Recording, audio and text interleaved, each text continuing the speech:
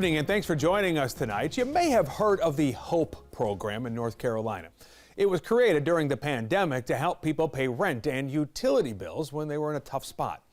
But a group of people submitted fraudulent applications to get hundreds of thousands of dollars from the program, and their applications were approved. WBTV's chief investigative reporter Nick Oxner has found people listed properties they don't actually own or even live in. And in some cases, they listed names of people who do own the houses as the tenant instead. Now Nick's asking the leader of the state agency how these clearly phony applications are getting approved. Our investigation found dozens of applications to the HOPE program filed by a group of people living in eastern North Carolina for properties all over the state, including one unit in this apartment complex in Mocksville, this house in Thomasville, and this duplex in Davidson County. I don't even know what a HOPE grant is. So the HOPE program was designed during the pandemic. It uses state and federal funds to help people pay their rent. Someone submitted this application in 170 Surratt Drive, Apartment 1 in Denton. That's where we are, right? Yeah, that's my son-in-law's name. The application for the address where Louise Shaw lives was submitted by Shanesha Hawkins. State records show she got more than $43,000 in HOPE funds. Her sister, Takia Hawkins, got nearly $100,000, records show. These folks, they got $8,400. I don't even know. Who did it go to? It went to this Shanesha Hawkins. I've never heard of that name. How did that get through your supposedly robust system of fraud compliance checks? Yeah, anytime you have a program this big, you're going to have people who try to defraud it. Laura Hogshead runs the North Carolina Office of Recovery and Resiliency. The important thing is that we follow up and we have active investigations going on for those folks. So we know that between our compliance folks and the contracted firm that we hired to investigate these fraudulent applications or allegedly fraudulent applications, we know that we are going to catch the folks that tried to defraud the program.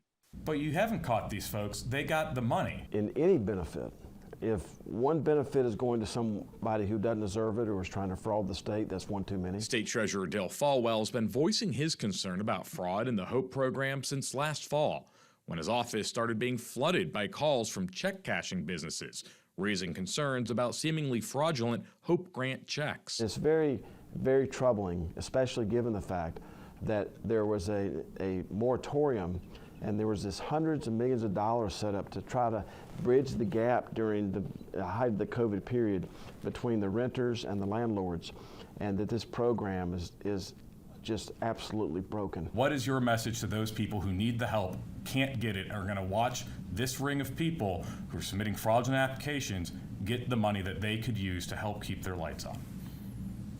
There is active investigations going on. We are working with law enforcement to recoup those dollars. And I would ask folks to understand that there is going to be an element of people who tried to defraud any program. We are under 1% on fraud for this program. That you know of. The program is at 15%.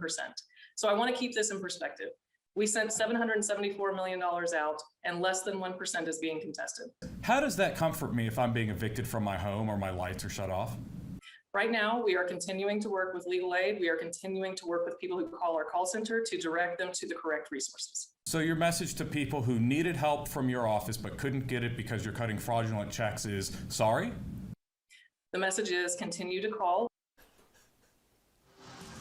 And Nick joins us now here in studio to unpack this investigation. Worth underscoring there because a number of these programs ran out of money for a time, and that did leave a lot of people wondering, how are they even going to survive? We're still hearing from people, whether it's the HOPE program or the RAMP program, which is the same pot of federal dollars here in Charlotte, all out of money. People still need help, and they can't get it because folks like the Hawkins sisters and their associates got all this fraudulent money. And even if it's 1%, if that's what it ends up being, that's still a lot of money that is missing. Not to Laura Hogshead, as you just heard. She downplays that as being, just 1%. I think as you heard Treasurer Dale Falwell say just there, even one check is too much. Absolutely. So were you able to get in touch with any of these fraudsters who walked away with this money? So Shanesha Hawkins, one of the sisters, one who got about $40,000 in checks, We called her on the phone. We said, you know, hi, I'm Nick. I'm recording this call. We Right. want to know what you have to say about this. She hesitated, said sorry, and then hung up. Her sister Takia didn't answer our phone call. She didn't have a voicemail set up, and she didn't respond to my text message. So nothing to say from them at this point. We'll see what happens down the road. How easy was it to track down these fraudulent applications? Very simple. All you have to do is I had the applications and I saw where they were submitting as, you know, what address, and that so I go on the county property search website, go to Google and type in blank county property records. You go there and you search the address, and it tells you who owns the house. Yeah. It tells you who owns the house. Right. And it's not these people on the application. It takes maybe 3 minutes per application, but the state apparently can't do that. Wow. And as you were going through it, I'm sure your eyes are going, holy cow, there's several of these here.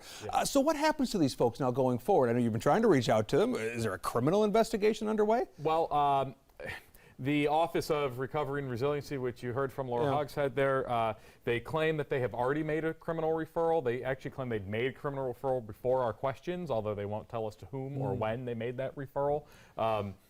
Certainly this would be something that I assume law enforcement would be interested in. Well, considering you found the phone numbers of the people involved in this, I would assume that the investigators could find them as well. You would think. Terrific reporting, Nick. Maddening reporting, I should point out as well. Great stuff as always. You can watch and read more of Nick's reporting on this right now. Just head to our website, WBTV.com.